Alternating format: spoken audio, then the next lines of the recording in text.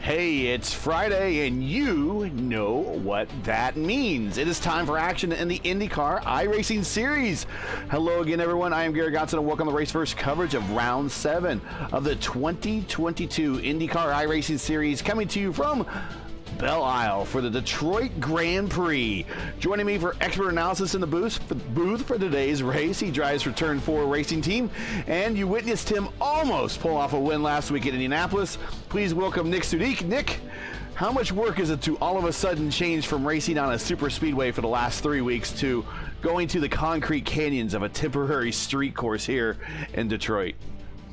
Well, you are certainly going from one end of the spectrum to another. You have the over 210 mile an hour, over 300 some kilometer an hour super speedway, as you said, at Indianapolis. Some of these drivers have been grinding that more than even 3 weeks, some even 5, 6 weeks, 7 weeks doing setup work with their teams. And then obviously running the 4 different disciplines, fixed open, IIS, and even league competition as well too. So it's going to be quite the turnaround. But most of the drivers we have in the field today, they're up for the task. Adam Crane is definitely looking to bounce back and help pad his lead going forward in the standings.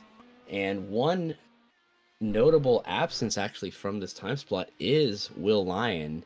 So I believe there are drop weeks in this series. Yes. This is a great opportunity just to do some psychological damage going forward, because will be chasing that points lead. But yeah, these drivers they'll be raring to go. Hopefully not too much to hit the concrete. Currently watching qualification laps unfold. We've got Audrey Savorkin here watching their lap. They're the number 18 on the red tires. We'll start getting some times in here. We got a little bit longer of a qualification period on the road courses than we do on the ovals. We have 8 minutes on the road courses versus 5 that we normally see on the ovals. So we'll start getting some times in here. You see some first of the times coming up. Kraft with a 113.7. Burke with a 113.8.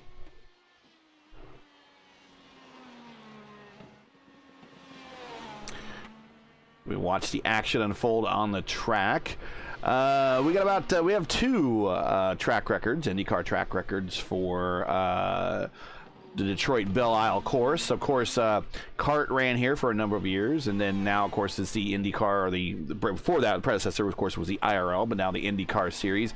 Greg Moore holds the CART record here, set back in '98 with a time of 1:13.5. So right now, the pole speed by Principal Dan there, 1:13.6, 1:13.3, is faster than the '98 track record by the CART cars. So that's pretty good. But and that's actually faster. The CART record is actually faster than the IndyCar record. IndyCar record is held by Takuma Sato, set in 2017, still with the older aero package on the chassis, with a time of 1:13.673. Your career leaders here at Detroit are Elio Castroneves and Scott Dixon, each with 3. Of course, that could change after this weekend. We will see. Michael Andretti, Emerson Fittipaldi, Will Power, Sebastian Bourdais, Will Graham, Graham Rahal, each with 2. Of course, again, a couple of those guys are still driving. That could change after this weekend as well. But stand by in the garage area. It's almost time to go racing. Got about 3 minutes and 30 seconds left here for qualifying. Provisionally, Bauman is on the pole now at the 1:13.305. But we'll look at starting lineup here. But before we do, hey, Nick, would it surprise you that half of everyone watching the stream right now have not subscribed to this channel? Well, that is a huge shock, and I think that you might have some insight, possibly, maybe to help us help how the community can grow and keep bringing this stuff to you. Yeah, according to YouTube Analytics, 50.9% of you are not subscribers, so let's change that right now. Help us on our drive to 1,000 subscribers. If you enjoy Race First coverage of the IndyCar iRacing Series and you respect the stream, of course, please do us a solid and make sure you support us by subscribing. We have less than 200 subscribers to go to get to the magical 1,000 mark, so help us by hitting the subscribe button right now. We can't get there without you, and while you're at it, don't forget to smash the like and click the bell so you don't miss out on future Race First iRacing broadcasts. So let's get into it here now with about 2 minutes and 30 seconds here remaining. Seeing anything interesting developing as we are going through qualifying right now? Bauman's down to a 1:12.905. Yeah, pretty close between the top half of the field. They are more than the top half of the field, actually, separated by less than a second. So this track, like we were kind of anticipating, it's fast. The walls sneak up on you almost. I'm not going to say it's like Long Beach because of the prestige or anything like that, but I mean, it's definitely that same type of feel. You have undulating surfaces. You have, like, I think 4 different types of pavement and concrete on this surface too, so you have multiple levels of grip, and if your brain just goes for a second, that 112 that you're running is going to turn into a one more lap and you have to tow. So right.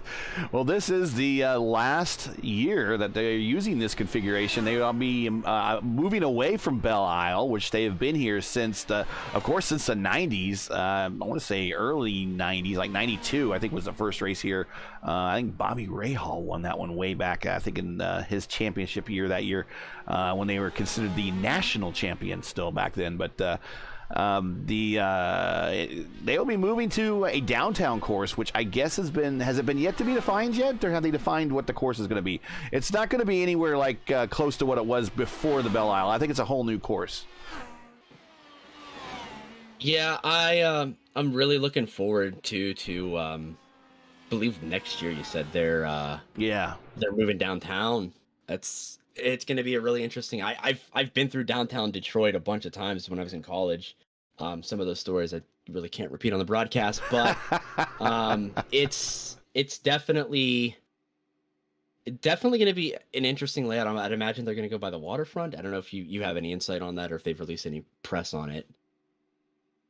Yeah, it might have to be a real quick Google search here as we get into the dog days laps here in the middle of this race. So we'll check that out here probably at some point. But as far as I know, it's a whole new course. It's not even really closely related to what they ran here before, even the Formula One course. I think it's an all new type thing. So I'm still not sure why they're going away from Belle Isle, because as a course, this has been one of the longest running consecutive courses they've been on, at least the street course, this side of Toronto and Long Beach. So they must be wanting to look for a change, or maybe they're actually going to incorporate running around the Chevrolet and the other buildings downtown of the automakers, but we'll see.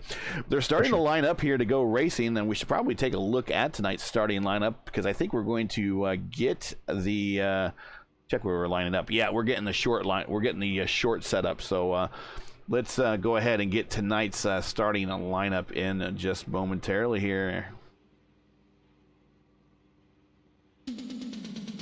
As by cueing the song on the wrong screen. But let's take a look at tonight's starting lineup here from Detroit. On the pole, Chris Bauman with that 1:12.905. Rashid Craig, hey, you know what? We are the matchmakers. We got him signed up to a team, so he is now P2. Philip Kraft, P3. Kevin Burrell, P4. Principal Dan, P5. Our man Jesper Orman, P6. He was really hot after Monday night's race, so hopefully he has got those issues cleared up. I don't think that driver's in today's race, so he doesn't have to worry about them at all. Dylan Freckleton, P7. Zachary Hubler, P8. Shane Burke, P9. Adam Crane, the points leader in P10. We have Timothy Vaughn in P11. Benoit Favre in P12. Moving further on back, Matthias Kraus in the number 4 and P13. Anders Sandberg in the P14. Richard Crozier in the number 2 in the 15th spot. Audrey Savorkin in the 18 in the 16th spot. Bruno Miranda in that Yuko's eSports entry there in the 19 and 17th spot. Kirsten Hirth in the 17th, number 17 car in the 18th spot. Moritz Heigelhaupt in P19. Cesar Cabral, one of our friends of the program here, P20. Julian Klein Busnik, P21. And Silvio, let's say, I hope that's right, Lazar, he is in 21st, and that rounds out our time cars. And then Hideo Matsuda rounding out the remainder of the field, taking no time, starting in the 23rd spot. Shotgun on the field. We'll see what type of strategy he has to get to the front. He is 23rd, and we're getting ready to go green. All right, let's see if we get some lap 1 chaos. Hopefully not, and we are going in.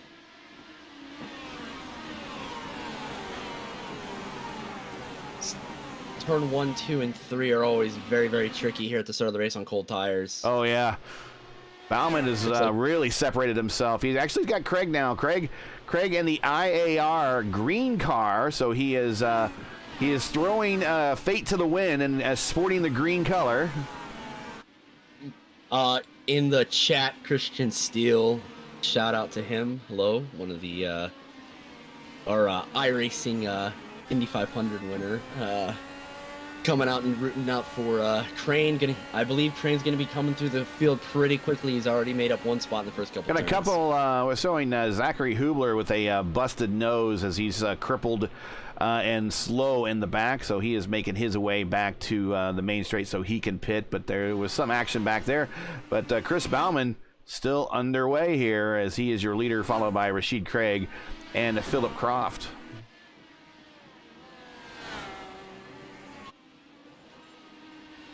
They're getting so close to those walls in these last couple corners as well too. I'm going to be very interested to see with the tire fall off. If anybody kind of pushes it, like I said, over the limit once we hit about like 10-12 laps into the run, especially those on those softer red sidewall tires. I think I might have just saw Principal Dan there in P4 smack the turn 3 wall. Oh, popping the corners there, or popping the curbs there is Chris Bauman. Get you an idea here of the track configuration with the track map. We'll run that right there for you. And we see the predictive collision model of iRacing doing a lot of false negatives or false positives, excuse me, on wall impacts. Kind of here, especially when we get down to a trackside, a number of the cars making impact with the wall, but really nothing happening for real. Yeah, there's, I mean, these cars run so low to the ground for obvious reasons, creating downforce, making sure everything's so efficient. The biggest thing, especially in iRacing, is you're gonna be hearing the car bottoming out, and every time I hear that, I'm wondering, like, just as a spectator, okay, are they actually bottoming out in the corner? Are they hitting a bump, or is it just the model? But I mean, these setups are probably so tuned, especially up at the front, that we don't have to worry about that. If we see somebody sliding, then that's gonna be obviously a good indication, though. But yeah, no, it's been a good race, it looks like, for Bauman so far. Up in P1, he's got about a 1.5 second gap to Rashad Craig. Craig is on the primary tires, the harder of the two compounds we run here in IndyCar. So he's pulling a little bit of a Fernando Alonso at the moment, holding up the theoretically faster cars of Burrell and Kraft behind him, but no, he's got the purple lap so far in the race, the fastest lap of the race so far. So he's bringing them in slowly, and it's just going to pay dividends later on in the stint. There is that purple lap by Craig, a 1:15.2. And he is on those harder tires when he did that as well. So that's even more impressive. The guys on the softer tires are not setting as fast times yet. It's going to be very interesting to see how the tire evolves as the run goes on. We have a pretty hot track, 39 Celsius. The story of this season so far at all the street circuits and road courses that we've ran has been that red tire fall off. I think iRacing has done a really good job modeling the tire model. Maybe not quite to real life specifications, but definitely to give it more of a strategic competitive edge. With more pace in that red tire, but the fall off is so quick that again, it'll catch you out at a place like this. So, well, right now we're watching Philip Kraft stock Rashid Craig, and so I think he wants, as you mentioned before, he's got those softer alternate tires. About what lap do you think it would be for the fall off to occur and actually Craig start to pull away and Kraft start to struggle? I mean, at these track temps, I'd be looking around maybe lap 10-ish to start seeing some crossover. It depends on how much you're sliding. Like I said, if you're in dirty air, it's going to bother you a little bit. We are going slower here, too, than most other places aside from Long Beach. So I don't see, like, 5-6 laps into the race already time's starting to drop. But if you slide them, if you overheat them, I said this a couple weeks ago on the broadcast during the Indy GP, you slide them a little bit, that heat's not going to leave those red tires especially. It's very hard to get them cool, especially on hot track temperatures like this.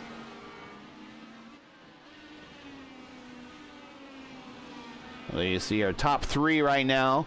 Bauman has a 1.8 second lead or so over Craig. Craig has about a 0.6 of a second lead over Kraft. A little bit further back, about 2 seconds back, is Burrell, then Principal Dan. That is your top five. Freckleton, Orman, Crane, Burke, Favre, and Vaughn make up the top part of that top 11 there. Give a big shout out to Burrell in fourth right now. He's been running IndyCar a lot more, especially this last season. He's learning this car very quickly. I know he's been around for a little while. But iRacing hasn't been his main game up until not too long ago, from my understanding. So yeah, definitely learning quickly, adapting quickly. The iRating definitely shows it too for him, being the number 3 car here in this pretty stacked field. So, he's been getting better and better throughout the season too. So it's very, very good to see him and a lot of the drivers actually improving overall. Kevin Burrell currently P4, getting a little squirrely there on the exit of one of the turns. Get the track map back up here so people can see exactly where we are looking at. Got a little squirrely there out of turn 6. Yeah, I'm noticing a little bit of understeer in his car on mid-corner off, so might be a case of maybe just running the ride heights a little higher. Just, trying to make sure it doesn't bottom out, especially right there in the little section over here in the middle of the track, that double apex. Double apex here, yeah. Sounds to me you don't like that too much over there. So, I've had many issues in a skip Barber when I was learning this, when I was learning how to do road racing back in the day when I first started a few years ago. So yeah, I'm pretty familiar with that segment of track right there and the walls around it. Hey, we see him just going through the infamous turn 2 here at Detroit, otherwise known as the Corvette wreck turn by the pace car driver in the IndyCar Series a couple years ago. Looking a little bit further back, the other side stories we've had the last couple outings as well too has been we are on Crane watch. Adam Crane up to 7th position already, up 3. Running the softer tires, running the alternate tires, but he is gaining time very quickly. Still in the mid 1.7 or 1.15s, trying to claw his way back up, maximize those points, and potentially, we've seen him do it before, might even get a top 2, top 3 out of this. Who knows, even the win, so we'll have to keep an eye on him throughout the rest of the race as well. Yeah, I kind of had a bit of a disappointing, not open 500, but IIS 500. He got wrecked out there. Had to probably going to take that as his drop week. We'll see. But there's always been an old saying. Oh, there's Freckleton getting a little squirrely right in front of him, hitting the dirt. We're watching as his in-car camera. There is a saying that's been around IndyCar for quite a while, even back in the USAC days, and it's now that Indy's over, everyone can now focus in on the rest of the season. It's like the first quarter of the season really is just highlighted by getting ready in preparation for Indianapolis. Everything is in preparation for leading up to the 500. Then after that, it's really everyone is in preparation and leading up to the final race weekend, and that's what was then the national champion now is just the IndyCar championship. But that's what all these drivers are now building towards as we watch Craig on the outside of Freckleton going into turn 7 and 8 in that double apexer that you do not like in there. Could not pull off the pass. Followed done back behind, but he will try to get that pass done again one more time as a re-rack it, so to speak, as he gets back in line there. It looks like Freckleton is definitely using up those tires, but yeah, this is basically the first race of the rest of the season for these guys because now with Indianapolis over, it's now focusing on each one of these individual races and to maximize the points as much as possible. Yeah, Crane's been looking to do that over-under the last couple of corners. I can see Freckleton's getting a little aggressive on, it looks like he's going to defend again, being very aggressive with his defensive lines. Crane trying to outbrake him. Doesn't, no. Freckleton almost comes across his wing, but that opens it up. Oh, almost again. Yeah, we got some tight quarters racing going on here, and if Crane doesn't look out, we got Favre right behind him.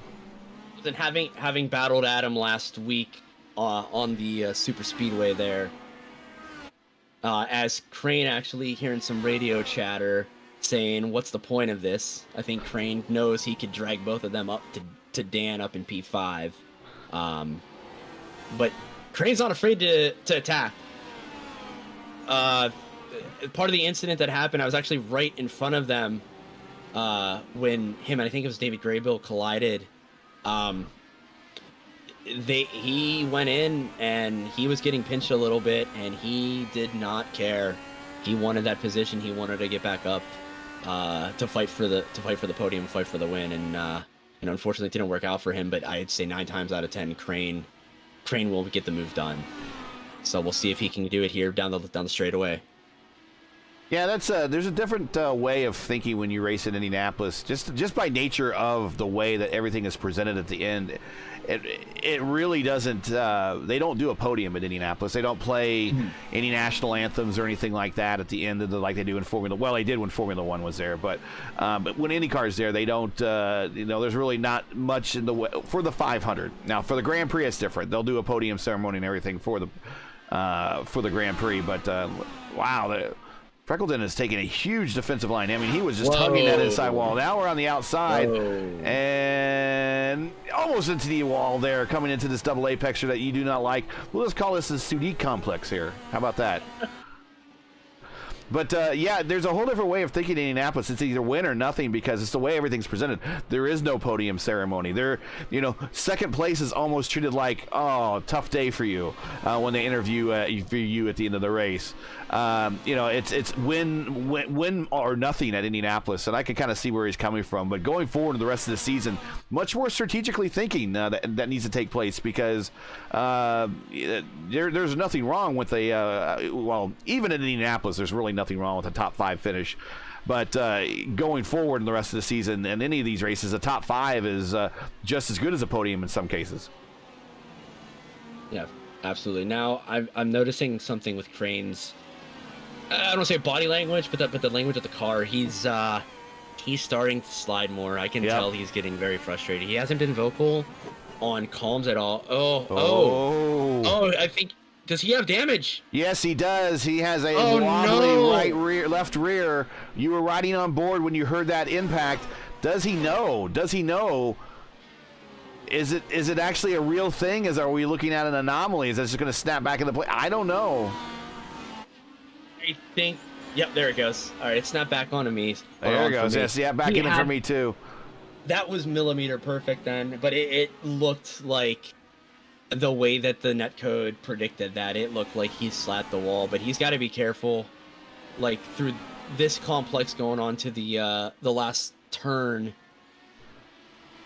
it's very easy to slide the car out there just because it's slightly off camber, as well as the intermediate complex going on to I think that's turn 5 and 6. Those walls creep up on you so quick because great to the inside. He did a fake and he's not able to pull that off. He is definitely getting very frustrated right now. They're losing time. Yeah, they are.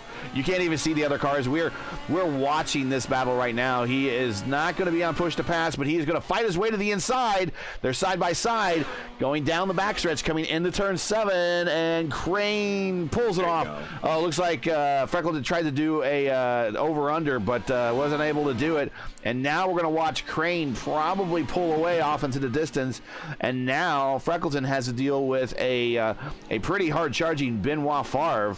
Of course, we've seen a history of Favres having good days in Detroit. So maybe this might be another Favre having a good day in Detroit. We'll see. He just he doesn't just want to play football. He just wants to go iRacing, I guess you could say. Yeah. So Crane's got a task on his hand now. He's got 7 seconds to get up to the next group ahead. That's Principal Dan. That's right up ahead of him in P5, and he is. Yeah, you're right. He's got himself nearly 7 seconds, so he's got a long road to go. And I think we're going to get in the pit stops before we get there. Yeah, we should be getting to the pit window in a few more laps, potentially, especially if you want to get rid of those softer tires. And that just makes me think, how much of that tire has he used? How much potential pace has he gotten rid of already? And like I said, we've seen him come back before. We've seen him make up a 10-second gap in a stint and a half. Oh yeah, for sure. But at a place like this, and you just saw it with Freckleton for about 5 laps, 6 laps, getting up to somebody is one thing. Making the pass done, especially in the narrow parts of this track, which is about a good 2/3 of the track. Right. That's a different story. Currently have eyes on P14 on the racetrack at the moment. It's Hayato Matsuda. He is up 9 spots. He's your biggest gainer right now. He started shotgun on the field, is now 14th.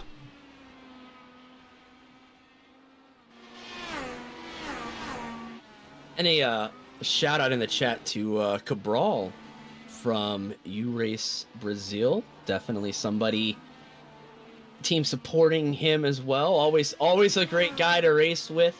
Very kind, very, very generous and thankful of competition as well. To talk with him a little bit during the races recently. So shout out to him for showing up. I know he's down in 22nd, but he's gonna fight. He's gonna come alive. Hopefully the next stint or two on some new tires. Yeah, he had to make a bit of a stop. He's on his 3rd lap of his current stint, so a couple laps ago he had to make a stop. Not sure why, but it was maybe a planned stop, maybe to get off those. He currently is on the red tire. He maybe to fix the nose or something. He was in the box for 8.1 second, which seems about normal. So not really sure what happened, but he should be able to make up some track position during this round of pit stops that we have coming up. Currently watching P5 on the racetrack. This is Dan Piazza, otherwise known as Principal Dan. And if you're unfamiliar with why I call him Principal Dan, he is a headmaster at a school in the Monza area. So he is not too far away from where he works and lives from the historical racetrack there.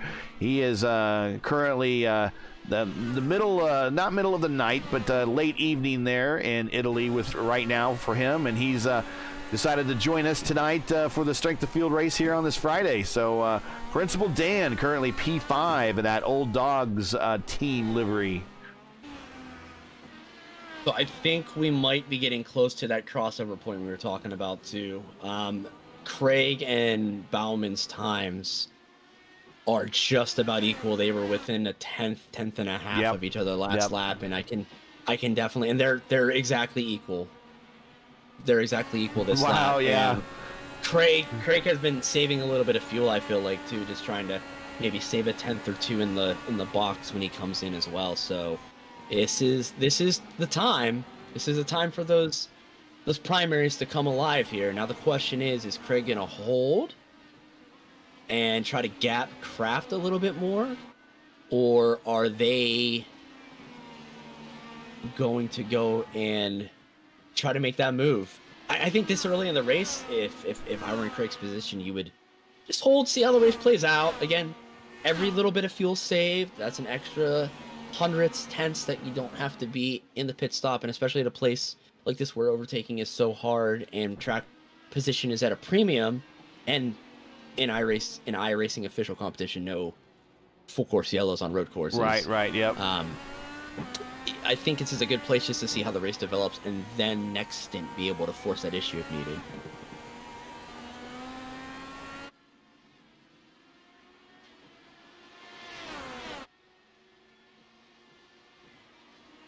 I think we just had an incident, by the way, with Anders Sandberg. Yeah, watching him. Yeah, he's back in the pits. Let's take a moment to hit the Wayback Machine here and see possibly what happened. Ooh, yeah. He is coming down the out of turn 2, and he has on his 6 the number 7 is Shane Butler, and Shane just runs him over. That is that's just lack of caring. I'm sorry, I don't like calling people out, but that's terrible. Sandberg was starting to just come back into his own, you know. Having a good race with good pace, and it just somebody just not paying attention to their braking markers just hit you in the back. Like, you already see he's taking a defensive line. As a driver, you should. Jesper Orman trouble into the pits. He is missing a front nose cone, has a wobbly right front. Let's see what happens here if they can get that fixed for him. Gonna be a bit of an extended stop for him. Not sure what happened. Of course, this is just helping Cesar Cabral, just moving up another position after another position here. He's up at 19th now. They're going to be able to get that wing fixed and that front fixed, but we're looking at an extended stop here for Jesper Orman. So let's get back up to the front here. And now we're starting to see Bauman actually put some distance between himself and Craig. And I think you're right. I think Craig might be doing some fuel conserve here. Wow, that's a really... my screen just showed Bauman getting so close to the wall that he busted his left front wing and A-arm up on his car. That's how millimeter perfect. That is how close they are getting here to the predictive coding to actually want to do something. Now, when I say predictive coding, I mean it's another way of saying it is netcode. But these things move so much faster than any other form of car here on iRacing, with the exception of maybe the Formula One cars when they race on road courses like this. But Indy cars on an oval, nothing is more faster than any car on an oval here on the surface. Bauman into the pits. That's sometimes that you see a large incidence of net codes in IndyCar races, and that's why, because the predictive model is getting ready to say, oh, here's a wreck, even though there's really not an actual contact. So Bauman in the pits, turning the lead over to Craig as he is working his way down to his spot way down at the end. All right, Craig's going to be working on the overcut here. I think he's probably going to stay out another lap, 2, maybe even 3, depending on his fuel situation and how much he was able to save. Hopefully there's enough pace. He's got clean air. Maybe drop a mid 114 there if he's got the tire life left in. And he wasn't pushing, so I can't see a reason to use a double negative. I can't see a reason why not, but... Well, that's with the stop at lap 19. I mean, it's about a 2-stop strategy, or a 3-stop strategy. They're looking at that point, or a 2-stop strategy. So it's going to be for him. It's going to be 19, and then using the old calculator, lap 38 is kind of when we expect to see Bauman in next, give or take. But Craig is still out on track, going to bypass pit road, going to lead yet another lap as he hits the front straight here at Detroit. Yeah, Bauman is back on another set of alternates, so he was definitely feeling comfortable with them. The track has gotten a little cooler. It's dropped 2 degrees Celsius since the start, so that's going to make the reds stay a little bit more fresh as the race goes on, as long as the conditions continue to cool here on track. But that sun is out, and it is beaming. I can't see it dropping until towards the end of the race. So we'll see if he can make up that, Bauman can make up that time, but Craig's looking good. I mean, that 114.2 the last lap, that's exactly what you need.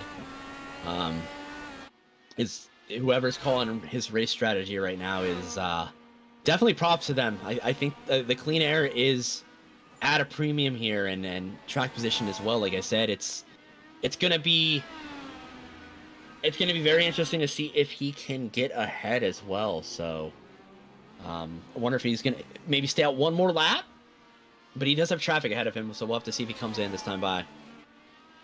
Matsuda just on pit road, hitting the main straight here, going to bypass pit road one more time. Craig staying out. Last time by a 1:14.6 that time by. These are the times. And he's got a ways to go before he really reaches that traffic in front of him. Currently in front of him is the 23 of Andrew Sandberg. So we saw Sandberg with an incident, so he might be damaged. We'll see when he gets up there. And actually, he is going to catch it. I didn't think he would, but he's going to definitely catch it. So Sanders is a little wounded at the moment.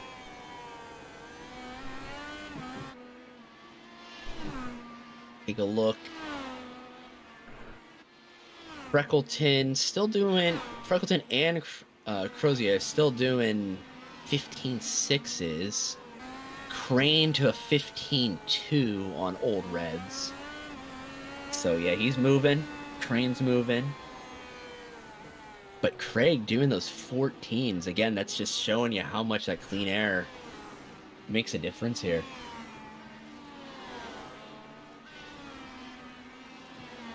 Yep, Craig still with the purple lap with a 1:14.2.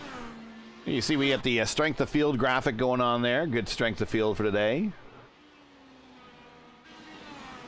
So 22 laps probably.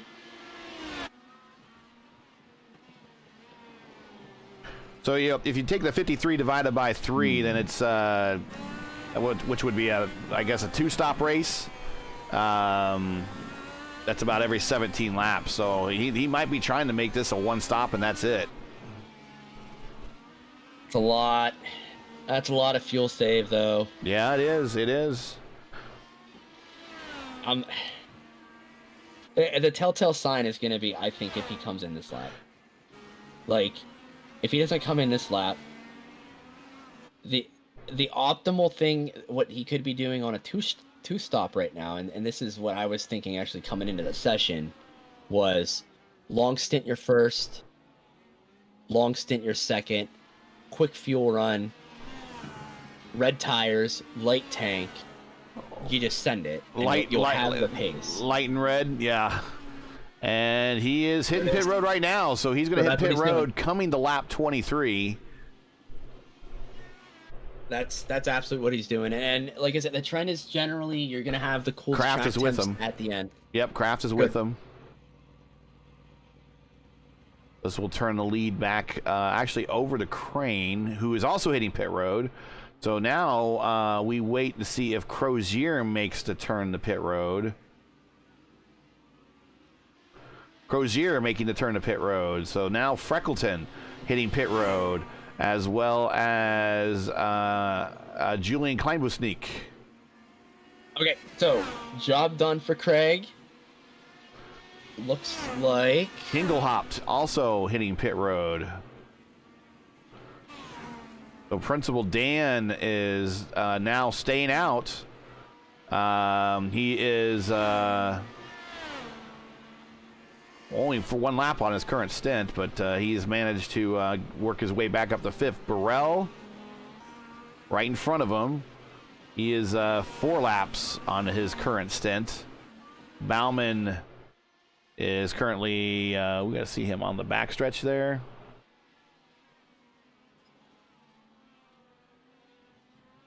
Yeah, you know what?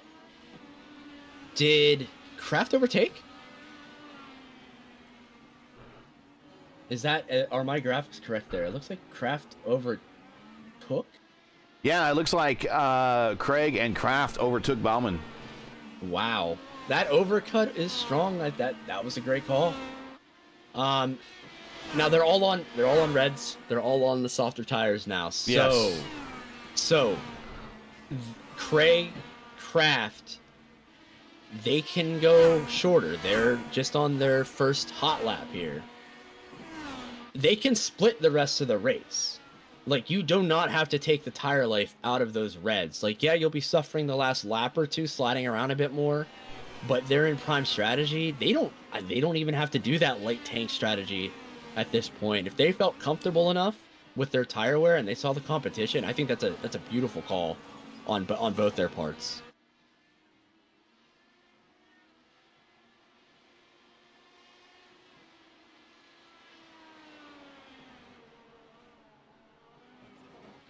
Oh, and also Freckleton is in the pits without a nose and just had his suspension popped up too.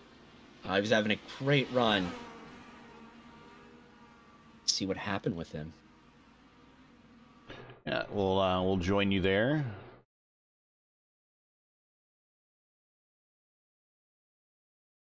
Actually, it's been in there for a while, looks like. Oh no, I think I see what happened.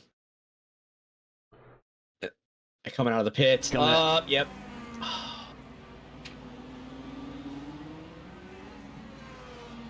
Throw a seat in a second there, Gary. And he Corvetted it. Yep. Oh. Well, you can take solace in knowing that you're not the first person to have that happen to. You respect the bumps at Sebring, but to borrow a phrase from some of my good friends at the Indy 500 group at Team I5G, you must respect the meatball. So, unfortunately, it's maybe not done, but it's definitely out of contention for Freckleton, who was having a great run.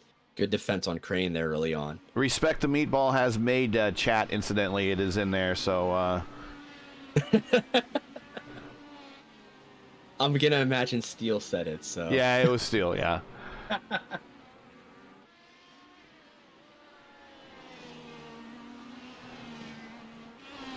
So right now, I think Adam Crane is chasing down Principal Dan. He's getting closer. He's getting really close. Yeah, last time by, Dan a 1:15.2, Crane a 1:14.5. So he is nibbling this. This is a battle for fifth right now. We'll stay on this. It's got it down to 0.6 of a second now. Right in front of Dan is Burrell, I believe. Yes, Burrell. So, and then right in front of them is Jesper Orman, who is possibly wounded. Although last lap, Orman did a 1:16.1. So, yeah, he's a little wounded. So, they're going to have to probably find a way to get around Jesper, unless Jesper kind of finds a straightaway and ducks out of the way for these guys. But, yeah, we're going to get ready to see a battle here for fourth eventually, because we got Burrell, Piazza, and now Crane sneaking into the picture here. If Crane wants a shot at the win, or at maybe a top 3, he has to clear Burrell. I'd say within 3 laps, within 3 to 5 laps. Like by the mid of this stint, he's gotta be clear. That's really cool for Jesper. Just pulls the inside there between 11 and 12, allows the guys on by. Now they're getting ready to hit the pit straight. Crane now fully into the picture.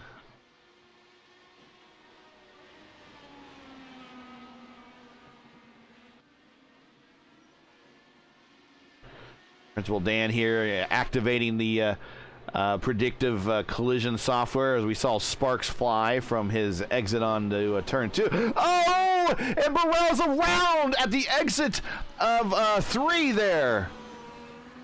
Oh, and wrong spot, no. He's got nowhere to go, and I'm not faulting anybody there. He had to get going. They had nowhere to go, but yeah, any place to rejoin was bad there. Unfortunately, I'm not gonna say anything bad about the driver there, because that's just it was a crap spot anyways. But on top of that, he lost a bunch of positions, and he's lucky that he's still in this race, because there was about 4 or 5 drivers that came by him and had to take evasive maneuvers. Bruno Miranda, one of those, Benoit Favre, another one, Timothy Vaughn, another one.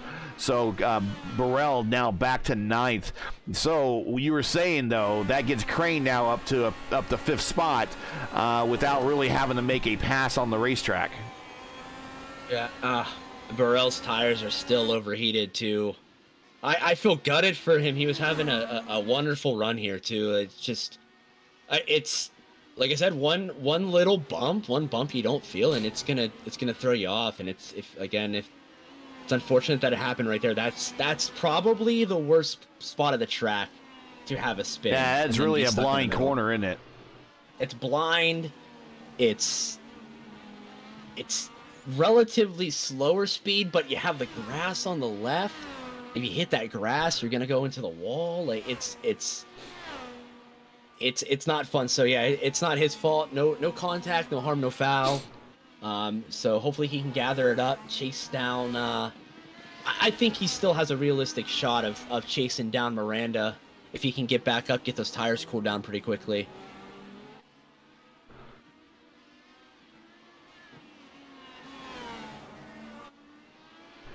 So if you're just joining us, this is Race First coverage of the Friday's IndyCar iRacing Series Top Split, coming to you from Belle Isle, where we have completed lap now 30 of, or going on lap 30 of 53. If you're enjoying Race First coverage of tonight's race and would like to monetarily support our commentary team, make sure to donate via our GoFundMe link in the description. For your convenience, and so you don't have to miss out on any of the track action, you can donate right now and still listen to our call of the race All you have to do is right-click on the link in the description, open our GoFundMe page in another tab, make your donation, bada bing, bada boom, just like that. When you're done submitting your donation, close a tab, and you'll be right back here with us. It's just that easy. We thank you for watching and donating to our fund for this season. We really enjoy bringing these races to you. But getting ready, we're on board here with Principal Dan here in the 4th spot, as he has nothing but clear sailing in front of him, but he has a hard-charging crane trying to reel him in from behind.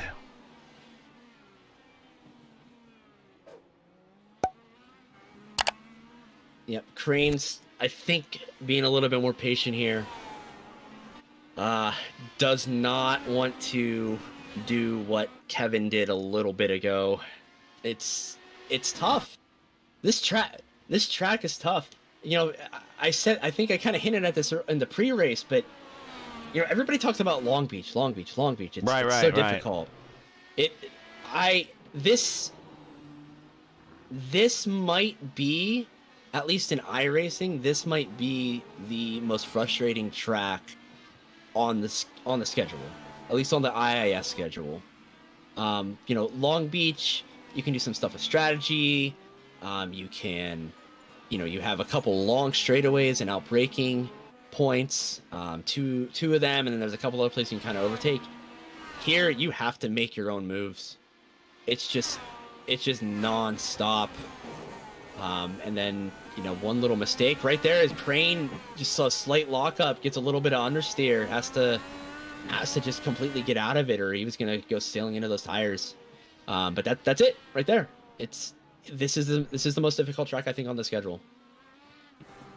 At least road circuit wise. Well,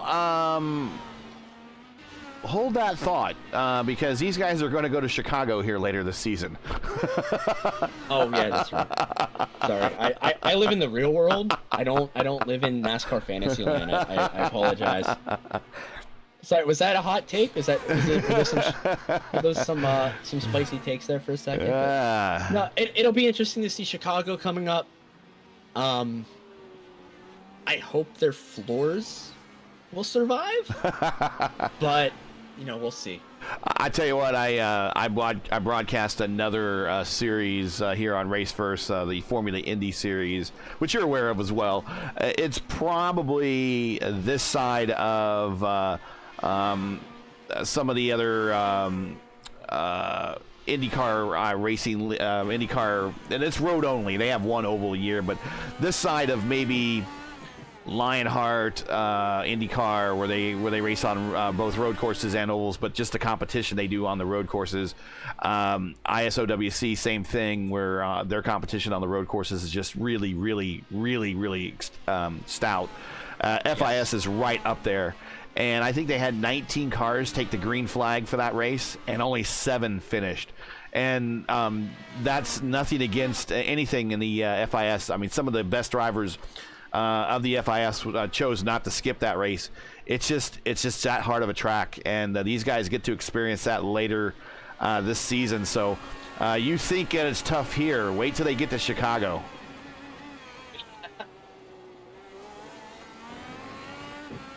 I can't wait to do that race, that's for sure. I heard a lot of people say that in FIS right up until about the second or third turn.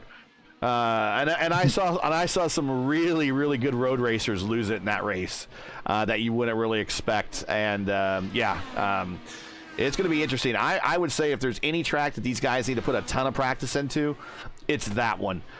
Because unlike here, Chicago offers virtually no runoff.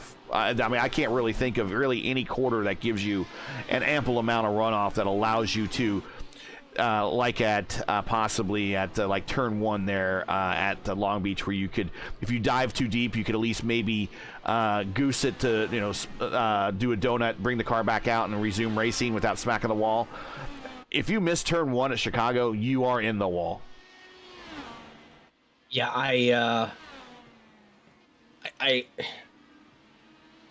I wish,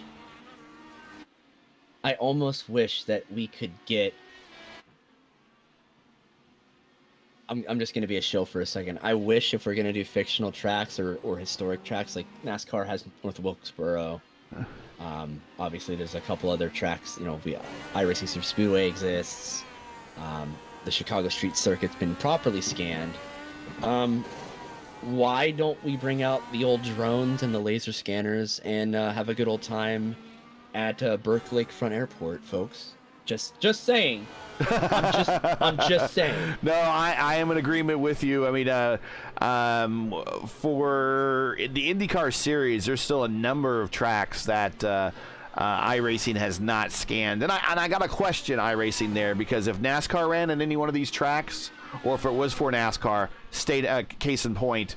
Okay, Bauman is making his pit now for his second pit stop, so we got the camera on him. But case in point to Chicago, which is really meant for the stock car series. I would imagine that if it was the other way around, St. Pete be scanned, Toronto be scanned. Berkeley Lakefront Airport would be scanned, Portland would be scanned, that type of thing. So I don't think the same amount of love by iRacing is given to IndyCar racing, and I don't know why exactly that is. I'm hoping that will change, because I'm not hearing good things about the upcoming IndyCar 2023 game. I'm hearing it's going to be very arcadey, and I don't think a lot of people here that are racing iRacing here today really want an arcadey game. Listen, I love Outrun 2. I love arcade racing games. I remember Kart Fury back in the day, but there is yes. But yeah, no, I agree. So we're getting into the pit stops, like you said. We'll just wrap this up, put a nice little exclamation point on it. In this stream, in this service, we stand Berkeley Lakefront Airport. We stand Portland. Please give us them. Thank you very much.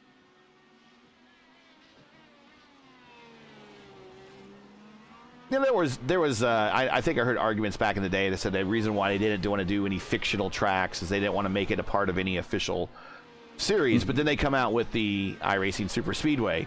If you don't want it to be part of any official series, that's fine. Don't schedule it for the official series. But I know there's many leagues here, many subscribers here that would love to take any version of Nazareth and make it part of their schedule for IndyCar. Oh my gosh. we can talk about this all day. Yeah. I'm just thinking about this could be a podcast, for gosh sakes. So I'm looking at the timesheets right now, and Craig is on it. Oh, He's yes. The only car still in the 114. Yes, he is. And he just did a 114.9 that time. Actually, he's getting ready to do a new lap here, so we'll check it out. He does have a lap car in front of him. Is coming up to pit stops here for him soon at some point.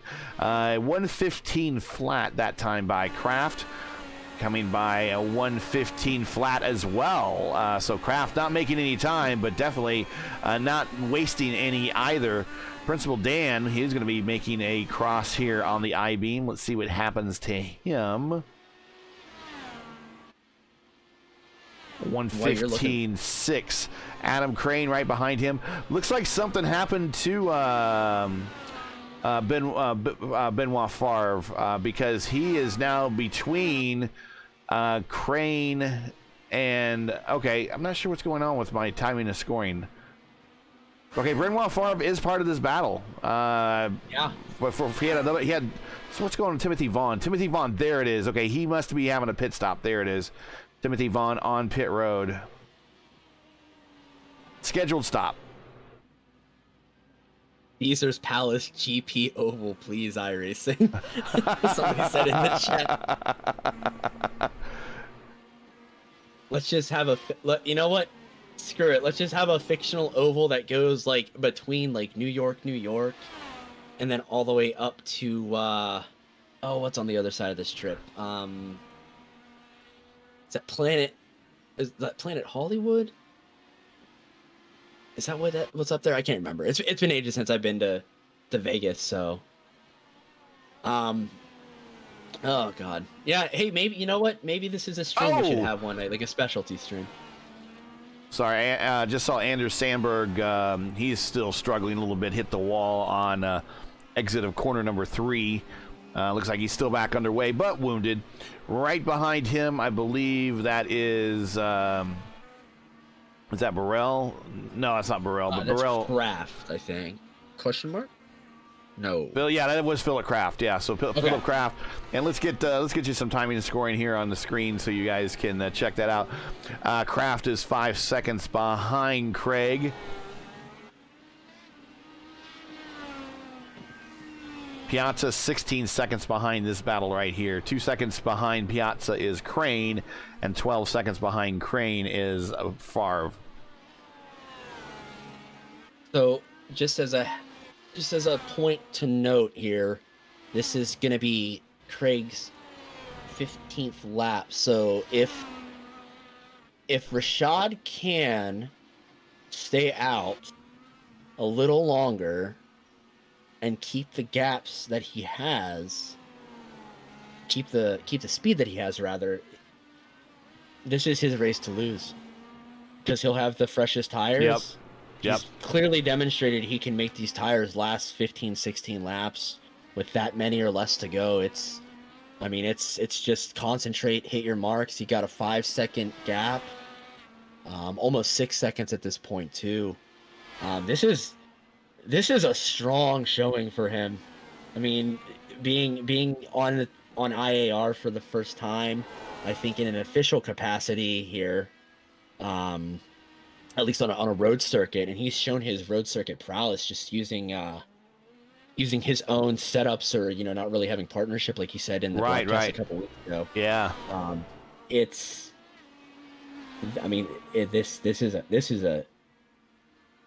is a statement. Like, this is a statement. He wants to be in the championship hunt here, and if he can continue clipping off these, there's still plenty of time. There is still plenty of time in this championship, and full disclosure, is talking with the IAR team. I guess Will Lyon was in discussions with Rashad about coming to IAR, but my take is was any of that recorded, and does that predate anything that we were talking about? And as far, if you don't have any proof, then we are the matchmakers there in that case. We have the proof. So I've been teasing the team about being the matchmaker for them and getting this hooked up. But just think about any other team out there that we see in this lineup. They had a shot for this guy, and no one else. Sometimes all you have to do is ask, hey, man, you part of a team? If not, then let's talk. If you are, I'll see you on the racetrack, whatever. And this is a great pairing for him and a great acquisition for IAR. I can't say they picked up some great acquisitions here over the last 6 months or so, including Will Lyon. So those guys are always scouting, and that's what you got to do here at IndyCar. You just got to always keep scouting. There's a number of people that don't race or race only in leagues. You got to check those people out. And then there's some people that don't race in any leagues whatsoever. They just do the official races, and you got to scout those people out as well. So they got a whole squad of their team does a bunch of scouting, and they scouted this guy out. But here at Raceverse, Nick and I are taking all the credit. I'm just glad to see again. It's just various esports adventures. Just, I won't talk about myself a lot, but various esports ventures I've done and stuff. One of the biggest things, even more than competition, no matter the game or the game type, or sim racing, FPS, etc. Like, it's I think in a lot of that, especially the IndyCar community as a whole, takes pride in seeing people get better and succeed and get their due diligence and do their due diligence and have it paid for them. And this is the fruits of that right here. So, I'm just happy for Rashad. I'm happy. Like I said, it's very interesting. This is my first season doing broadcasting, and it's very awesome to see everybody develop throughout the season, especially some of the newer names that we have on the service. Watching Richard Crozier right now, I think he might have had a speeding in the pits, and he had a long stop there and might have punched out. We don't know. We'll see if he rejoins. But let's get back to he's back on the racetrack. So he had a speeding in the pits there. So he had a really long stop, a 40.7 in the box, which that says speeding in the pits to me. Yep, that would be it. So let's talk about speeding a week after the Indy 500. We had a 41 of 53 here. So We each gave our predictions here a couple weeks ago, and how'd your predictions do? Not well. Mine neither. I think P12 was the best of my predictions. I think that was Newgarden, but yeah, Newgarden. I picked him as just kind of as my favorite driver of the series. My heart wanted just a local Indiana guy with Ed Carpenter to win it, and he finished, I think, 13th. But my brain says Dixon was going to win it, and man, you really think that someone that's probably going to finish with more wins, certainly than Mario Andretti, maybe with more wins than AJ Foyt. That would make him IndyCar's all-time winningest driver. He's probably going to finish with the most championships, but that's we don't know. But probably he might. He still has time. But you would really think that an unforced error like that would be beyond a driver like that, and it's not. Indy doesn't forgive. Straight up. What does Indy mean? It means consistency, and I don't think it shows favorites either. I don't think it discriminates. And it seems harsher on others than it does on some. Like, I mean, right now Dixon, you really got to be looking at parallels between Dixon's career at Indy and Mario Andretti's career at Indy. I mean, they're right there. I mean, for the fact that Dixon is the career laps leader at Indianapolis with only one win. I mean, he has one win, and he has more laps led than all the other four-time winners. Yeah, it's absolutely astounding. Prediction-wise, I picked the wrong former F1 driver. I wanted Grosjean to be the dark horse and win, or at least have a good showing because of his strong showings at Gateway last year and just being able to adapt to ovals. But yeah, it didn't work out too well. Yeah, interesting enough that the most experienced rookies both wrecked. Career-wise, the most experienced rookies career-wise both wrecked at the same corner and everything. As again, Indianapolis does not play favorites. Now, it seems pretty clear that the Rookie of the Year voters might have played a little favorites there. It really should have gone to Malukas, if you ask me. But but let's get into the hot topic as we're going kind of through the field at the moment, looking at the battle between Bauman and Principal Dan at the moment. Red flag. I was kind of against it, and I was not much of a Marcus Ericsson fan before the red flag, but I instantly became a Marcus Ericsson fan at the red flag because I think that was extraordinarily unfair. And I'm sorry, I know you fans went there to go see a finish, but hey man, that's how racing is sometimes. Sometimes you race under green and you finish under green. Sometimes you have a caution at the end, which exactly happened here in this case. There was a caution here that wrapped this race up, but they still chose to red flag this to give it a competitive finish because of the late caution. And unless there was something wrong with the safer barrier that they had to get out there and they had to repair it, and it was going to take too long because of TV time or whatever. But even then, this is Indy 500, so networks are going to make time. There should have been zero red flag. The last situation where they said it should have been a red flag was when I forget who knocked it down, but it was when Sato won his second race, and there was a wreck there at the attenuator, and the attenuator just simply was not going to be repaired in time, so they just finished it under caution. That would have been a place to put a red flag, just because they would have had to do a repair to a piece of safety equipment.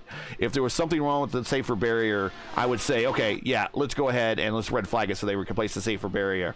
But there was no other reason to red flag that race other than to make a closer finish for the fans. And I'm sorry, I disagree with the fans, and I disagree with the league and the stewards.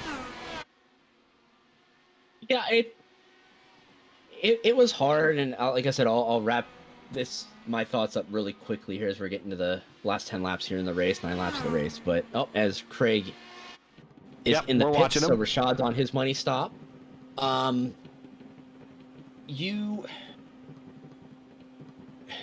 want to create the best show for the fans, obviously, especially coming back post-COVID, stuff like that. But I don't think anything like that impacted the decision. I purely think they wanted to check that safer barrier, not to have like an entertaining finish. Like, yeah, that played into it, but I genuinely think they were looking to just have safety more than anything, and it just so happened there was enough time to finish the race like that. So, was I a fan of it as a racing fan? No, but they've even done it in F1 at this point, and I think it's just unfortunately a part of if we can finish and go car racing, as a former race director has said before. I think they're going to do that, unfortunately. Even in BTCC, even in SRO and other GT3 competitions, like if they can stop the race and finish it, unless like the timer dictates that it just continues running, they're gonna try to do it as long as there's within reason. Like they're not just gonna throw it just to throw it, obviously. But if they have to check barriers, if they have to check anything like that, they'd rather take that extra time, be able to do their due diligence, and give the fans what they want. And it was exciting though. That was exciting. If Ericsson would have lost, though, that would have been, I think, a bit of a crime. Nothing against Pato. Pato kind of fell into his lap. I mean, if I was driving in P2 and I had an opportunity to get back up there, I'd be like, okay, I'd go ahead and take it. But I don't know. Just no red flags unless you have to. And that really meant if you had to repair that barrier, I would say, okay, put a red flag in there. But even then, they can eye over it and say, oh, there's a hole here. Okay, now red flag it. If there's no hole, okay, just go ahead and let's clear off the debris and let's go racing here with what would have been 3 laps to go, just about anyways. So anyways, that's our thought. That is the hot button topic of the auto racing world this week. Red flags. Who needs them? Well, sometimes they have a need for them, but other times I hate artificial finishes. I hate making anything artificial with Indy. I don't. IndyCar racing is one of the most purest forms of racing. We do not need gimmicks. We do have push to pass. I don't even think we need that sometimes. We don't need double file restarts. We don't need lucky dogs. We do have the wave around, but I like that rule where the leader gets to actually determine where he restarts the race at, because he's earned that spot. But some of these other gimmicks that we see in other series, I'm just not for them. Let's just keep IndyCar pure. But we're back at it here. We got 8 laps left here. Once again, if you're just joining us, this is race first coverage of the Friday top split of the IndyCar iRacing series, coming to you from Detroit, where Rashid Craig, a newly acquired IAR driver, got in for his last pit stop, in and out, maintained the lead by about 7 seconds over Kraft. So thanks for joining us. Make sure you smash that like button, subscribe to your channel so you don't miss out on the next race, which will be next week, which will be Road America, and it will be Nick and the boss man, Matt Houston, doing that broadcast. Again, next week, same time, same channel. We'll keep you reminded. Make sure you set the reminders on our Facebook, or excuse me, our YouTube channel, so you do not forget when our next race is. Yeah, Rashad coming out hot after that that pit stop, but not overdriving the car, just kind of settling in. Got a low 115. Again, he's looking pretty good. I don't want to do the commentators, Chris, because God forbid that's happened a lot lately. But this set that he has the capability to do a 113. Like on the fuel load that he has right now, this can do a 113 in these track temps. But yeah, he's just staying steady. His lap that he just finished, 15.86, and Kraft's last lap was 15.86. So he is just maintaining a gap. He is just bringing it home. But one thing that always worries me, you get out of that rhythm that you've had. You get out of your flow, what you feel comfortable with. Not quite all push, not 100% pace, but that 95% pace, you bring it down to like 75, 80. Weird things can happen with your brain and your muscle memory. So yeah. So hopefully, I think Rashad has enough discipline to be able to hold on to this. Something happened with Philip Croft. Croft is now in the pits, and he is missing a front nose, so he had to do a tow. Let's see what happens. And he is...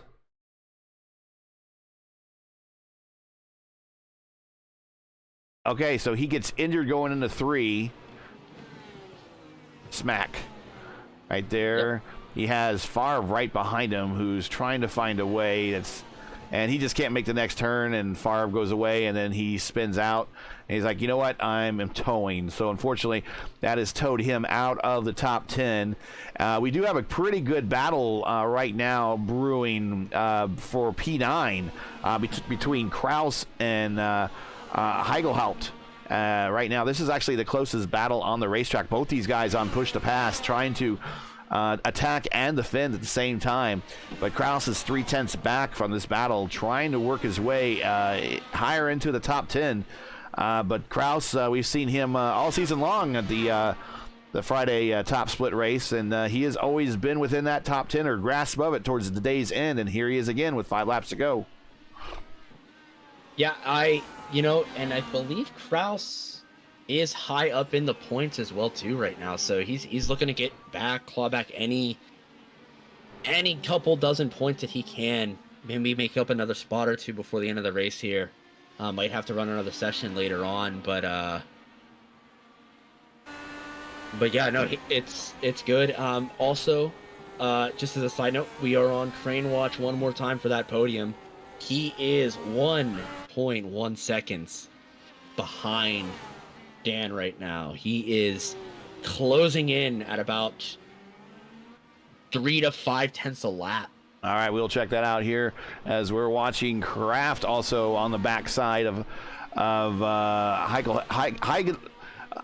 Heigelhaupt. Yeah, I'm normally pretty good with my German. I'm just one is giving me a bit of a tongue twister. But Heigelhaupt, he is the currently holding down P9 in that Arrows sponsored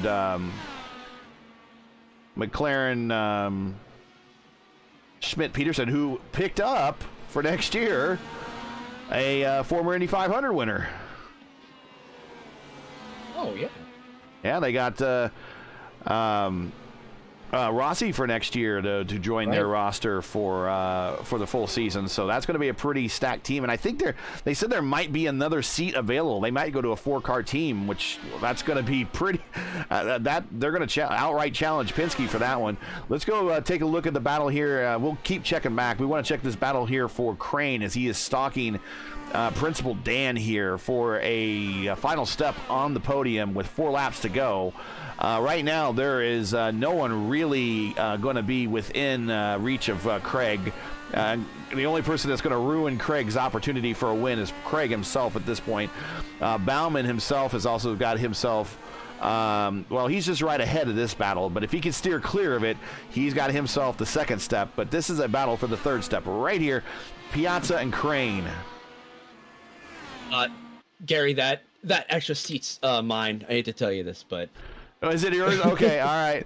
So the number 4 car, driven by Juan Pablo Montoya at this year's Indy 500, which actually it's going to be Rossi's car next year. I think they're getting a whole new car. But hey, Juan Pablo didn't do a bad job. In fact, that whole team didn't do a bad job. All 3 of their cars in the top 11 for the 500, so not too bad. All right. Let's see Crane here. This might turn into a 3-car battle actually, because they are gaining on Bauman. Like they're biding their time and they're closing up quick. And it's an interesting battle of tires here. You have Prime, Alt, Prime here. I was gonna say it's just a matter of how much tire life does Dan have left.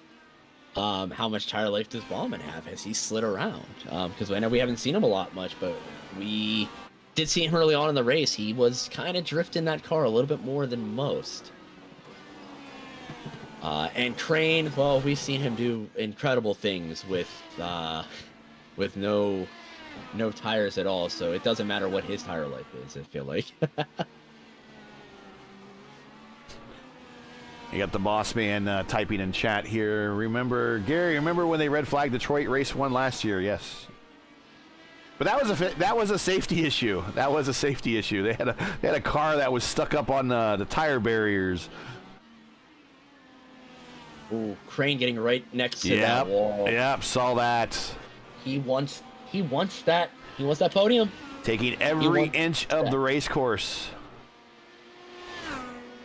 Going to be very interesting to see. Does he try the over under again?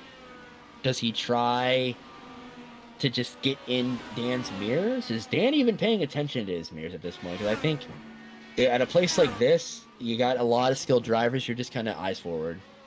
Like, set your line. If you're going to drive a defensive line, set it early and just drive forward. Yeah, and have faith, especially, car in the wall behind, I'm not sure who that was. But, yeah, and that might have been Timothy Vaughn, but it's not him. It was somebody else. But, yeah, you have faith that the guy behind you is not going to punch you, especially in a top split race. Yep, so final lap. Hey, we got our final lap. Crane looking, closing. Not going to get it done here. Going to try to set up a run for the backstretch here. Let's see how his traction is out of this corner here. You're switching surfaces there, so it's very easy to spin the tires. Both on push to pass. Crane's closing. Dan with a huge... No! Oh!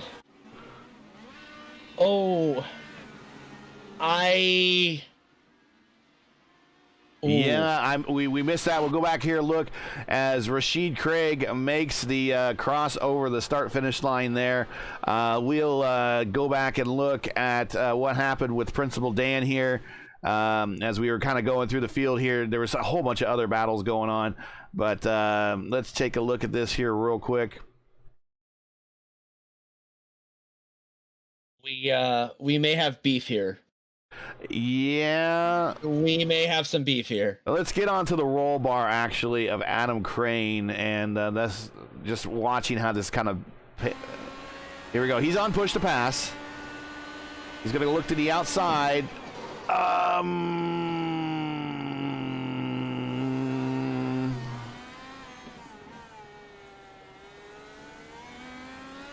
We're going to definitely be talking about this after. I don't know. I'm afraid to make a decision on that. Man, I'm glad I'm not a race steward. But we're gonna watch Craig here finish the rest of his lap. Oh yes. Side note, aside than drama, congratulations to Rashad Craig. Yeah, we got to watch it. I was watching. I wanted to get Rashad Craig over the start-finish line to see that he got that checkered flag, and then I heard you kind of and I'm like, what's going on? So that is the nature of the beast sometimes. But interesting. So yeah, interesting. That would be a picture-in-picture moment. Right there. Wow. If anything. Yeah. We're gonna talk about it. We will definitely talk about it. Let's see what we got going on here in the waiting room. If anyone needs to take a minute to cool off, take a minute to cool off, please. If you do need a minute, yes. If you need more than that, we could catch you another time. It's no big deal, but that is going to make for a very interesting post-race discussion. I imagine we'll see Rashid Craig. He's probably pretty happy. He hasn't really challenged for much of, or at least the last part of his race. Maybe we'll see Chris Bauman as well. Interesting enough. So let's get the final results up on the screen here. Rashid Craig in his first Friday race for IAR gets the win. Hashtag matchmakers, we rule. Congratulations for the win. Chris Bauman, P2. Adam Crane, P3. This is going to be a point of contention probably for the remainder of the day and the week, but we will probably hear more about this. Timothy Vaughn, P4. Julian Kleinbusnik in P5, Benoit Farr P6, Bruno Miranda, very quiet race, but the Yukos Hollinger eSports team top 10. Great job, guys. Bruno Miranda P7, Horitz Heigelhaupt, he finished in P8th. Matthias Kraus P9th. Kevin Burrell, he wrapped up another top 10 there. He had to come back from a bit of a spin, but survived nevertheless. Principal Dan recovers to P11. I know that's not where he wanted to be. Andrei Savorkin P12, Silvio Lazar P13, Richard Crozier P14, and Jesper Orman gets a top 15 out of this, recovers to finish to 15th. Next page, Hubler, Cabral, Freckleton, Kraft, Sandberg is your top 20. Huth, Matsuda, and Burke round out the remainder of the 23-car field. And let's get this. I do see Rashid, so we will get him here in the booth just momentarily. Want to get his car up on the screen here, and then we'll bring him into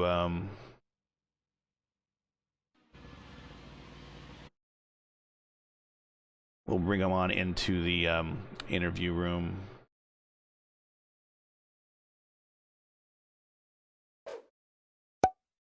There we go.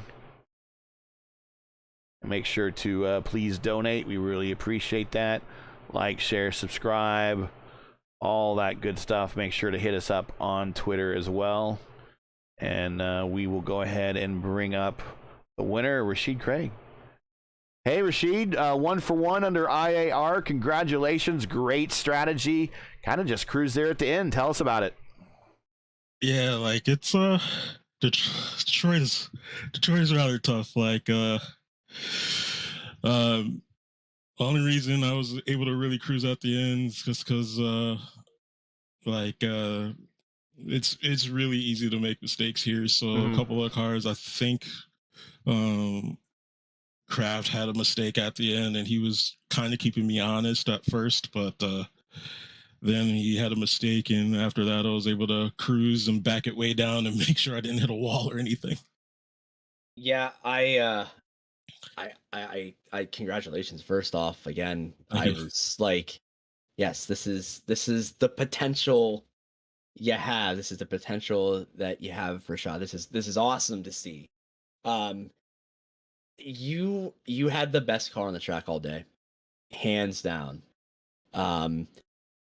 Did you at all feel any pressure? Obviously not from behind. Obviously after that first stint, you had a great overcut that worked perfectly into your hands.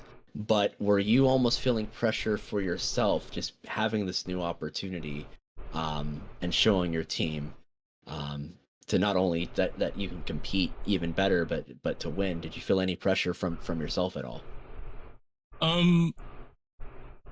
No, and I'm not to speak to like highly of myself or anything. It's more just, I think personally street tracks are kind of what I'm best at.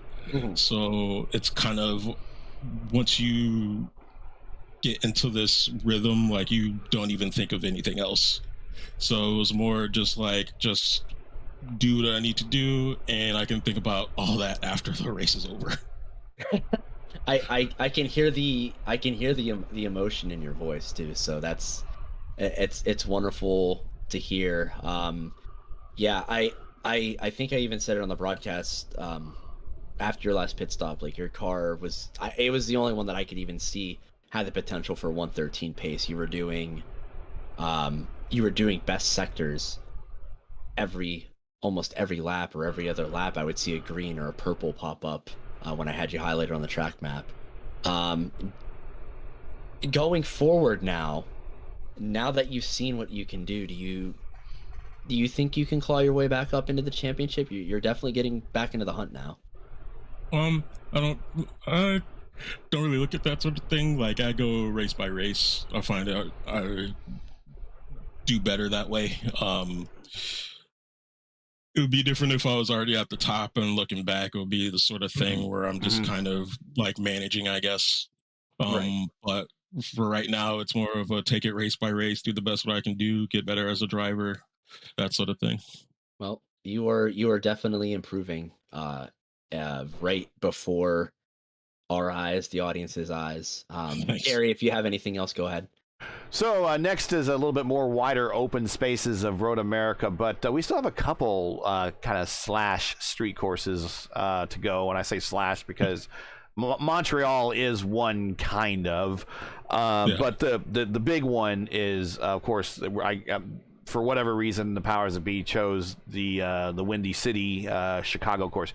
Does this Detroit course prepare you any bit for that Chicago course at all, or is that a monster onto its own? Oh no, this does not. It is like I've done some testing there already. just to kind of see. And when the track came out, I did a lap in the IndyCar there. It is an entirely different beast. Going around that fountain, like it's early days trying to figure out something for it, but like, it feels like you're gonna lose it every time. Like honestly is what like it's gonna be an interesting challenge and it's gonna be an interesting race. But it is an entirely different thing. Before we let you go, once again, congratulations and everything on the new team and the win. Top step of the podium, 1-for-1 for IAR, but that's pretty exciting. But let's give you the mic and get all the shout outs you want out, and people want to say hi to. The mic's all yours. Just shout out to the team, Indy iRacing. Thanks for bringing me on. They've been really accommodating and like accepting, and it's been a really laid back experience. Normally I would expect like going on a team and everything is super serious and all that stuff, but everybody's really laid back and it's made me really comfortable. Again, thanks to family and friends for supporting me in this hobby and encouraging me to get better and keeping me calm when things don't go my way. Yeah, just thanks to everybody involved. And thanks you guys for broadcasting. Well, it certainly went your way today. Congratulations, and we will see you in a week at Road America. All right, see you guys. All right, we do have Adam Crane here, so we will go ahead and bring him on up. Hey, Adam, we got you here in the booth with myself and Nick. We'll just go ahead and get it out of the way. What happened there on the last lap? So yeah, on the last lap, I mean, on the last, I don't know, 7 or 8 laps I'd been gaining on Danilo. We noticed that. Yeah, different compounded tires. So I didn't actually realize that the primaries would be as good as they were, especially towards the end of the race. So I was able to essentially close down a 5-second gap in about 7 laps, which was pretty awesome. But then, the move, it was a little interesting. Like we both sort of got a similar launch out of the corner leading on the back straight. He went defensive left, trying to break the draft, which I understand. So I was like, okay, he's going to stay left. But then he halfway down the back straight, he moved all the way right, and then into the braking zone, he slid a little further left, but not all the way left. And so when I saw him sort of make that left move, I thought he was going to slide further left than he did. I mean, I broke early. From the looks of it, he broke early. It just looks like it was one of those things where I just didn't fully understand what he was going to be doing, which is obviously that's my job. So a big sorry to Danilo. I sent him some messages after. It sounds like there was just some miscommunication between us, but regardless, a big sorry. Obviously don't want to see damaged race cars, hate wrecking cars, let alone someone who's in a podium spot. So just take it, move on from it, and learn from it. Understood. Hey, it happens to all of us. And last night in the race I was in, I got turned. I think I was a ping pong ball, better part of that race. So I understand. Sometimes you're the ball, and sometimes you're the paddle. So yeah. Danilo said he was a little nervous on that last lap. So I mean, I can understand nerves getting involved a little bit. Just all of a sudden, what your cogent mind would perceive as being the right thing to do, you just deviate a little bit from it. And because I mean we're traveling into that corner at like almost 300 kilometers an hour, it's easy in a split second just to be off 5 degrees or a foot or two from where the nose, and then all of a sudden there's just a miscommunication between drivers. And I mean, bottom line is I hit him, he wrecked, I came home P3. I'm really sorry, I didn't want that. I would rather have come home P4 and him cut the spot than wrecking him. Well, it might. I was gonna say it might be a little bit of karma coming back from Indy last week too. I know you got the contact behind me as we were all kind of battling for that. Well, I don't know if I call that karma. If anything, me like hitting Danilo and not finishing would have been the karma for me, considering I ruined David's race there. But hey, one thing you got to do when you're racing in real life or in the sim is when you make a mistake, put your hand up and own it. Mm-hmm. And I apologized profusely to David, and I apologized to Danilo as well. So One thing, I mean, you won't see me do is that if I find a mistake that I make, then I mean, I'll own it and apologize for it. So Yeah. just one of those things you got to do to build respect amongst people. And yeah, the next time I race Danilo, I'll give him a little bit of space, maybe give him a little bit, give him a spot or something, and just make his life easier. So you just file those away in the memory bank and then move on. Gotcha. Yep, you are a very much a stand-up driver there, Adam. The only other thing I think I was going to ask you was just big picture. Good bounce back. P3 in this session. I don't know if you're going to run another one or not, but Will has not ran this race. Do you feel like that's going to give you a little bit of an upper hand going forward now that we're focusing more big picture with the rest of the season coming forward? I'm not sure. I mean, it was a reasonably high off, and I got sort of the same number of championship points that I got from winning the Saturday morning race last week at the Indy Oval. So, I mean, we'll see what Will does. Obviously, as I said in an interview before, since before race one, I had my eye on the championship. So For sure.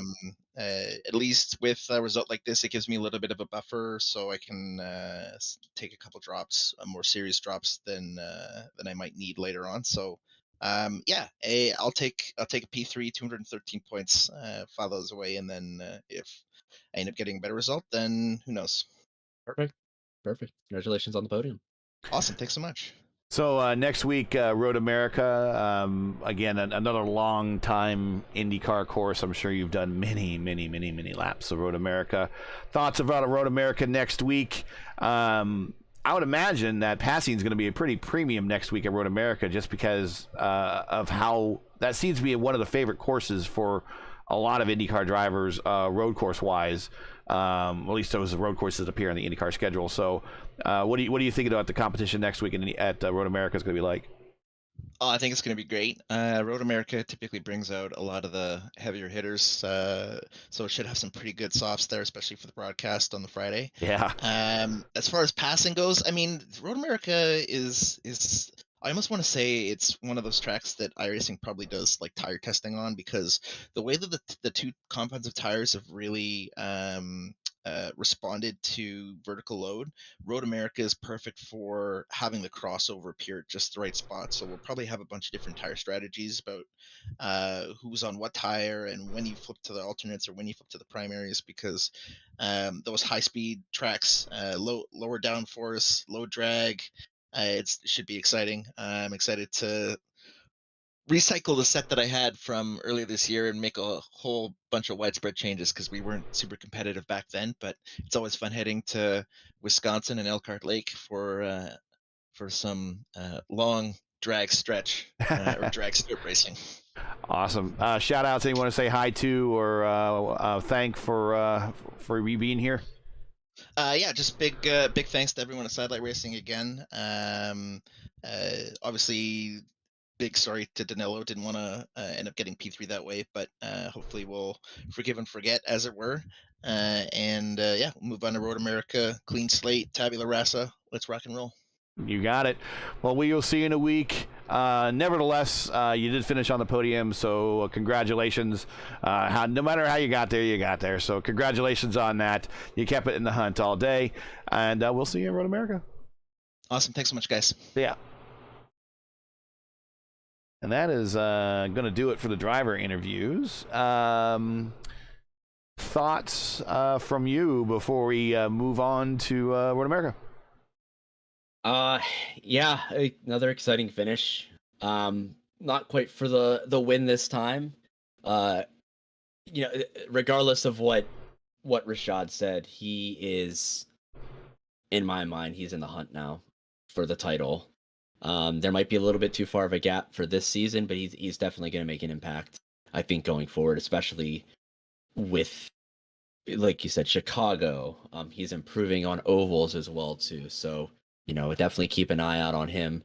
Adam Crane battled back.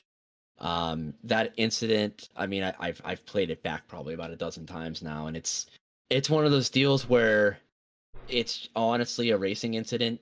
They both were thinking the same thing, and then there was just a slight hesitation on almost like a fade and whether netcode or not, you would have perceived that inside line would have been open just to outbreak. But yeah, I mean, everybody, there's a lot of respect between everybody here. So thankfully no beef. Good. But just a lot of respect going forward. And yeah, this IIS season has not disappointed in any race, at any time as well too. So Road America, coming up next. It's a premier track. It's the best track in North America, in my opinion. Even if the facilities in real life are a little dated, it's just to run it is spectacular. And I think we're gonna see. I have a feeling we're gonna see a surprise person on that podium, whether it be somebody making a spot appearance, a guest appearance here that's usually not in IndyCar, or perhaps somebody new that's just been kind of looking in on the inside, like a Burrell, like a Bruno Miranda. Jesper maybe making a comeback as well too. But Principal Dan showing as well. He might get his revenge race. But there's a lot of storylines to look forward to going into the next race. So I look forward to the next round, and you all should be as well. All right, well, let's get on out of here. Give everyone back the remainder of their Friday afternoons. So that's it for today. Once again, your podium from Detroit. The Detroit Grand Prix is Rashid Craig, Chris Bauman. And I don't think we really talked enough about Chris's performance. Just solid day up there all day long. Never really left the top three. He finished P2, and Adam Crane there at P3. Join Race First again next week for round 8 of the IndyCar iRacing Series from Road America. Coverage should begin approximately at 2 p.m. Eastern Time on YouTube. Again, that's 2 p.m. Eastern Time on YouTube at youtube.com/racefirst. As always, check official iRacing schedule or our channel for the correct time in your area. Hey, we love bringing these aces to you, but they're not easy and require time and money to produce. If you share our passion for the sport of IndyCar and have enjoyed our coverage of the IndyCar iRacing Series, please take time to visit our GoFundMe page. The link is in the description, and donate to our IndyCar iRacing Series broadcast fund. We realize times are tough, so any contribution would be greatly appreciated. We thank you for watching and making us part of your Fridays during IndyCar race weekends when they have them, and we're going to have a couple here in a row, so we want to thank you a lot. Now, as you know, the YouTube algorithm game is not easy, so please help support Race First with the weekly grind. Leave a comment below. Let us know what you thought on tonight's race. And if you enjoyed tonight's coverage, support us by smashing a like in the video. Bam, just like that. And if you're new, click subscribe, and while you're at it, hit the bell for weekly reminders so you don't miss out on more of Race Versus iRacing programming, including Monday's coverage of the Indy Fixed Top Split, and coming soon, the Formula Indy Series and Revolution Indy League, which will both return later this summer. Hey, you just keep your browser set here for the most in-depth IndyCar knowledge on all of iRacing. That's Race First. We know what Indy means. For business inquiries to learn more about Race First and what we do, visit racefirst.com, or you can follow us on Twitter. Here are our handles right here. So for Nick Sudik and everyone at Race First, I'm Gary Gatto saying all thanks for watching, and to all of our men and women serving in the military and as first responders, Godspeed, God bless, and come home safe. Thanks again, everyone. Catch us next week at Road America for the next race of the IndyCar iRacing Series. Good night.